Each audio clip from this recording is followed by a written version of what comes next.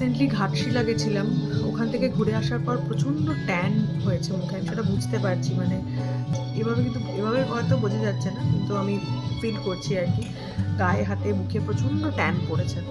তো এটা আমার কাছে মানে আমি মানে স্কিন কেয়ার কিছুই সেরকম করি না, কিন্তু ট্যান ব্যাপারটা আমি একদম নিতে পারি না।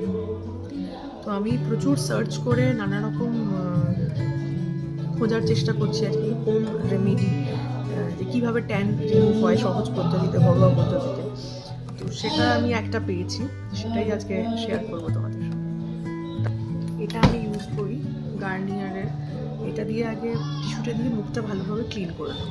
এই ট্যান ব্যাপারটা আমাদের খুবই কমন, শুধু ঘাটশিলা কেন, যেখানেই যাই সেখান থেকে আসার পরে মুখটা এমন হয়ে থাকে, বিষয়টা কালো ফর্সা নয়, স্কিনটা বড্ড ডাল লাগে, ভালো লাগে না। টিস্যু দিয়ে মুখটা খুব ভালোভাবে ক্লিন করার পরে এই যে আমার ফেস ওয়াশ, এই ফেস ওয়াশটা আমি ইউজ করি, এটা দিয়ে ফেসটা খুব ভালোভাবে ওয়াশ করে নিলাম।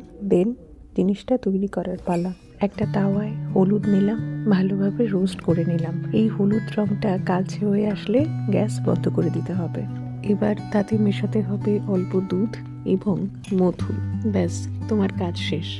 এবার পুরো মিশ্রণটাকে খুব ভালোভাবে মিক্স করে সারা মুখে, গলায়, হাতে ভালোভাবে লেপে দাও। খুব বেশি ঘষাঘষি বা রগড়ারগড়ি স্কিনের জন্য একেবারেই ভালো নয়।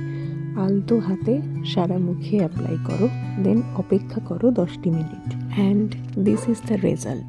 ট্রাস্ট মি, ইট ওয়ার্কড। সপ্তাহে অ্যাটলিস্ট 2বার করলে বেটার রেজাল্ট পাওয়া যাবে, তবে একবার করেই আমি ইনস্ট্যান্ট একটা গ্লো পেলাম, আর স্কিনে যে ডালনেসটা ছিল সেটাও গায়েব হয়ে গেছে।